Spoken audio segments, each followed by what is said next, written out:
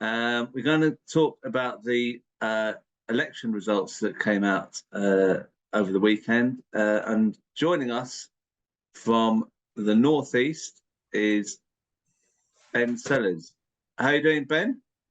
I'm doing very well, thanks. You can hear me okay? Yeah. Is it Yeah. warm there? No, not particularly. It's a bit cold and drizzly, you know.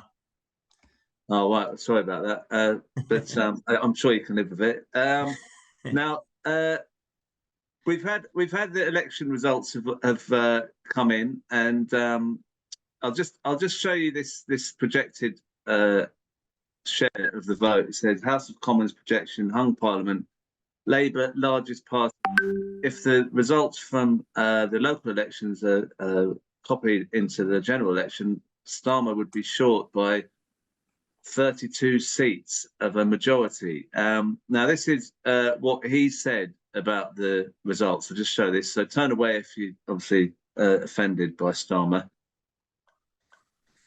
You won by 1,500 votes. People are talking about in the Birmingham metro area that you might have lost 30,000 votes to the independent candidate because people are really upset with Labour and you about your stance on the Israel-Hamas war. How much of a problem is it? You said that you have heard them. What are you going to actually do? Well, look, I think we won many votes here. It was always going to be tight. You had an incumbent mayor who was distancing himself from the government. And so this was always going to be a tight fight. We've never won this mayoralty before. But look, where we have not been able to persuade people who might otherwise have voted Labour, it is important for me to acknowledge that and to say I've heard, I've listened, and I am determined to meet the concerns that they have and to win back their trust and confidence. That is really important, but nothing takes away from the significance of this victory here in the West Midlands on top of all the other gains that we made in this set of local elections, the last local elections, the last stop before that general election. I'll take this one back. Well, it looks like he listened to the results then, didn't it? So what's your take on the results then? I mean, I think there's it's always complex, and the media love a simple story, don't they? They like a simple narrative. The Tories are obviously undoubtedly taking a thrashing, and I think we should all be happy about that. But I think in terms of the Labour picture, I think there's a very strong narrative that's gone out, which is that it's an incredible victory for the Labour Party. These just as Starmer said there, these slight issues around Gaza or other things that are impacting on their votes locally, they are about local issues. A lot of talk about, I think some of it really quite dodgy about how homogenizing the whole Muslim community and saying it's just about Muslims when actually, when you've got 800,000 people on the streets or 1 million people on the streets marching in support of Gaza, obviously that is going to have an electoral impact on you, and that's the link that they're not making because they're not, they are very much stuck in the Westminster bubble. So for them, it's about electoral calculation.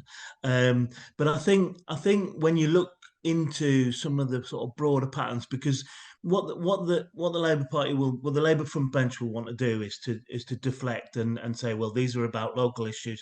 But if you think about some of the local issues that are having an impact longer term, they're about austerity, about the fact that Labour councils are not fighting back against that. They are not opposing. They're managing, the cuts. They're managing austerity. So, that's been a longer term sort of process within some of these some of these councils that are seeing significant kind of Green votes, significant independent votes. So it's not the great story they think it is, but they can rely on the media not to follow that up, you see. I mean, the turnout was really low, wasn't it? It was really bad turnout. So, I mean, that shows people are not that willing to go out and vote for anyone, but Labour as well. Yeah, and I think the people who stay at home, people who don't vote, they're always forgotten about when you know, Sky News or BBC do programs on, you know, and analysing the election results.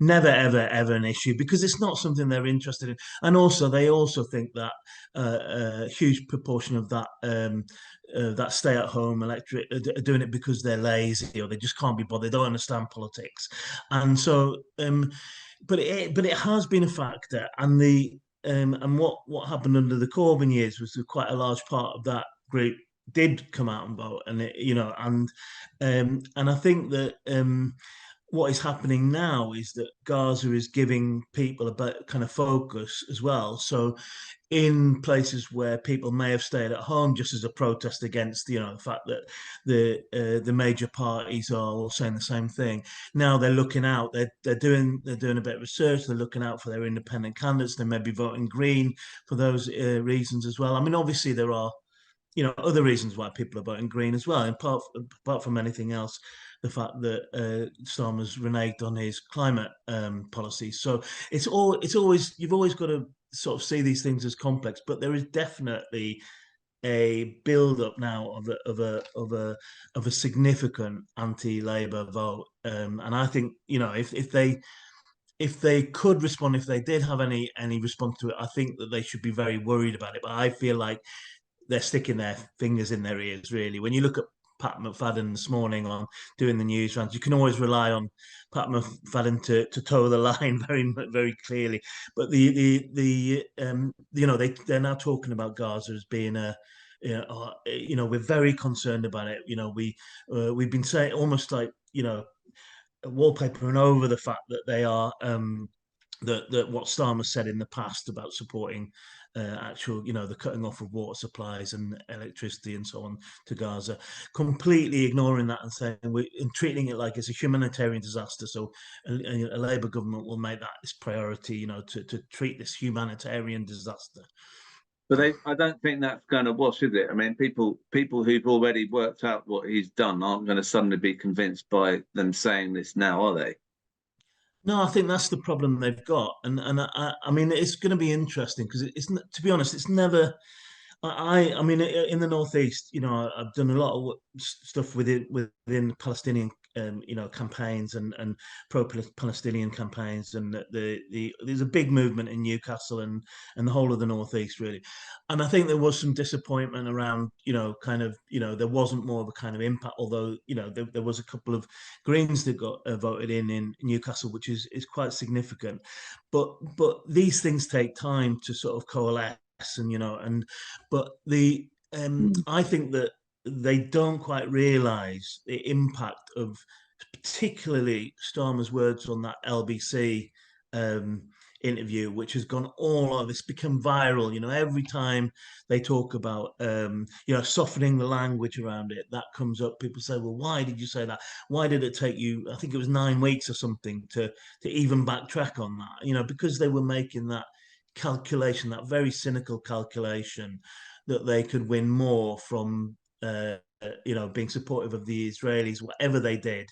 And obviously, in the background, there's the internal Labour politics around, you know, distancing themselves from the terrible things that went on under Jeremy Corbyn. And this is they still say that. They still say this is a, you know, a reformed Labour Party. We're back where we were, and we're, you know, and so Starmer can't back away from that now. I think he's trapped within that narrative. So I can't see how they can really change. Well, look, I'm interested because you worked on Jamie Driscoll's campaign before, I think, in an earlier mayoral election. Is that right? Well, I was kind of in limbo, really, in between the two things. So I worked with Jamie as a kind of campaign manager while he after he'd won the North of Tyne mayoral election, but really looking at what the sort of scenarios might be. Can I interrupt? So I'll just show people that the result there, because Jamie Driscoll got 28.2% and the Labour candidate got 41.3%. Obviously, that's disappointing, and this is what Jamie Driscoll said, "What an astonishing campaign. I'm in awe of everyone who gave their time, energy, resources and votes. When recent general election polling in the North East shows Labour with 60+% of the vote, most commentators thought Labour would walk this. The fact that we got 126,000 votes here, nearly as much as Tories, Green, Lib Dem and Reform put together with no Westminster Party machine behind us, shows something is happening in the North East. This was a people-powered campaign. Doesn't die with just one election result. Tens of thousands of people voted for a different type of politics. There's a huge appetite for pragmatic, transformative policies that reduce inequality and treat people with respect. We're building a movement and we're staying right here." Just on that, I'm just thinking he would be in a good position now to stand as a candidate, as an independent in the general election, rather like Ahmed Yaqub in Birmingham, who just lost in the mayoral election there. He's already got his name out there. He's established himself as a presence. Do you think that would be a good idea for him? I don't know really. I mean, I know Jamie was probably. I think that's the route that he maybe saw before the mayoral stuff came up. But I mean, the thing is about Jamie, he's a very serious person. Like, you know, and he takes his politics very seriously. So when he was mayor, he was very focused on, you know, coming across as being competent and delivering, you know, and making sure that he did the job. Now, what was kind of happening in the background was that people were already organising against him. Like the point at which he defeated Nick Forbes, who was the former kind of, you know, Blairite leader of the council, Newcastle City Council, very powerful figure, certainly at that point in the Northeast. The point at which he defeated them, the campaign started against Jamie, but because he wanted to do his job, he kind of like the last, you know, until he got actually deselected in effect. He didn't campaign in that kind of way. He didn't, you know, he was very honest about it. So I don't know whether he will now sort of think, well, you know, I might have another go at the mayor, you know, like, you know, I mean, it's a long time to wait, obviously, but whether he'll stick with that or whether he'll see it as a chance to kick off like a challenge for an MP. But the difficulty is still very much the same in that. Getting the attention of people to breaking that kind of party machine politics in the UK is really, really hard because people obviously vote not just by loyalty, but also there is also a sense in which, and I think we have this problem with Jeremy as well, that people expect a certain kind of MP, you know, suited, booted, you know, saying all the right things, looking slick, you know, and Jamie isn't that kind of character. You know, he takes his politics very serious, takes his policy very serious, but he isn't that kind of like slick machine sort of politician, and I think we need to try and break that. You know, like we need.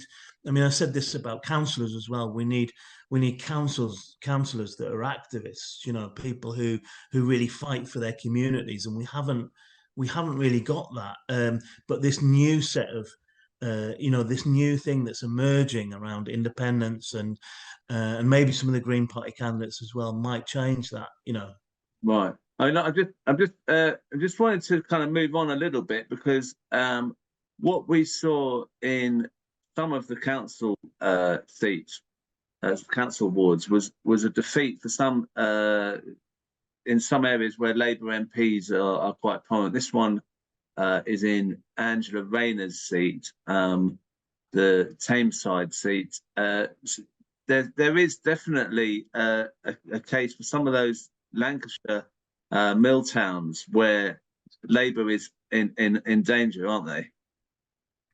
Yeah, I mean, absolutely, and I think, you know, as what some of these results will do is give confidence to, because I think one of the reasons why people don't necessarily come out and vote is because they don't think it's going to make a difference. But I think once people see even individual councillors like the two in Newcastle and a load really in if you look at the sort of big picture in the northwest, not just in the last elections, but before that as well, and Oldham and Bolton and so on. That will give confidence to people to say, right, okay, well, we're going to build a campaign around those people in the future, or or people might actually say, well, I'm a community champion. People respect me, and they'll step forward and stand themselves. And but what's really needed, I mean, I think, is probably like a longer term approach as well. So people need to understand that, these things don't change necessarily overnight. Some of these results have been pretty spectacular. I think that the vote that Jacob got in Birmingham is pretty incredible from a completely standing start. But if you're talking about a kind of national picture and everything, that will take some time to develop. Yeah. Right. Well, look, thank you, Ben, for coming on. Great to see you again. And you always do good stuff on these election ones. So next one's the big one, eh? Hope you can come on and talk about that when Starmer doesn't get a majority, maybe. Thank you. Cheers. Thanks a lot. Cheers, Ben. Now I'm just going to bring in Shanaz Saddique, who's going to be standing in the general election in Oldham. And Shanaz, I was just talking about the mill towns in Lancashire. There were some good results for independents and Workers' Party candidates in those towns, weren't there? I mean, Oldham especially. I mean, I'll just before you speak, I'll just show people some of the council results in Oldham. These are independent gains from Labour, 2 here, and if you look at this, there's another 4 there. I mean, and if you look at the actual votes, I mean, one of them there, someone's got 55%, and Labour's 2 independents have crushed Labour there, and it's 2,000 to Labour's 2,700 to Labour's 1,300. You must be feeling quite good about what's happening in Oldham then. Yes, absolutely amazing. Can you see me there? Yeah. First of all, congratulations to everybody out there who's not just stood for the cause, but has continued working hard for the cause. And when I say the cause, I mean the cause of actually listening to people, not just talking about Gaza and what's happening in Palestine, but across the spectrum in terms of what we can do. You just mentioned quite rightly in terms of what's happened in Oldham, but obviously we must not forget what's happened in Manchester. We've actually got rid of the deputy leader there of the Workers' Party. What's happened in Rochdale, we've taken on the 2 significant wards in Rochdale. But in Oldham, I was actually looking at the figures last night, like to do my own little analysis. Out of the 8 independent seats that have been gained, I'll come on to the Muslim vote a little bit later, but the overall turnout in the lowest ward was around 26.35%, and that's a Labour hold, and the highest in terms of turnout was 48.2%, and that was an independent gain from Labour. Now, what that tells me is that in those areas where Labour is being crushed, you've got a significant people who are coming out and voting independent. Overall, just to give you an idea of the council, I don't know if you've gone through the figures before, but Labour have got 27 seats, Independent 16, Lib Dems are behind there with 9, and the Conservatives 8. So the net gain by the Independents is 5 overall, because don't forget we already have a history of independent councillors across Oldham. And they come from different backgrounds. Why I want to mention the Muslim vote is not just because I'm British Muslim, but I think it's important to recognise that Labour for too long have ignored significant communities that they have so-called represented. What we say, they've totally misrepresented them. They've taken the vote and then not listened. In Werneth, one of the wards within Oldham, two of the councillors actually left Labour just before, I think it was on the final day. They were on the ballot paper. One of them was actually going for a re-election, and the reason why she left, an absolutely fantastic councillor, done so much work for the community, was on the issue of the fact that her own leaflets, Crispin, were being designed without her say-so. She had no control. And this thing that we've been saying, that they've got some sort of draconian law and they can do what they want. And she sent email after email, and she didn't get anywhere with it. She then resigned from Labour, stood as an independent, and won. Now, what that tells you is that they're not just relying on the party vote, not just relying on the party badge, the logo. They themselves can stand as independent candidates for what they believe in, because they are, Crispin, they are actual representatives, aren't they, of the community. Anybody who is elected, you're represented by your own constituents, your residents. And if you don't represent them, and the message that the residents were sending out is that we might think you're a very nice person, but your politics, as in the party politics that you represent, we're not going to vote for you. And just on that as well, I was actually looking at the stats in terms of male, females, and etc. The independent gains, it was actually 50-50 between male and female. That's quite interesting. And in terms of Muslims and non-Muslims, out of the 8 gains, 5 of them were Muslims and 3 were non-Muslims.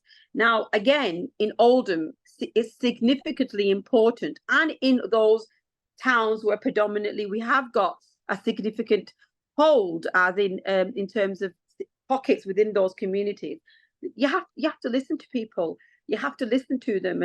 And yes, Gaza is important, but I think more importantly in this particular election was the fact that they felt on the issue of Gaza, but on the issue generally, people weren't being listened to. Some of them hadn't even seen their councillor for 4 years. Well, it does seem, yeah, I mean, it does seem that people think Labour's taken their vote for granted, and now and now the Gaza thing has blown up as well. It's kind of exacerbated that feeling. But really appreciate you coming on, Shanaz, and we'll see you when you're in Westminster. No, we won't see you before then. But when the election's thank you.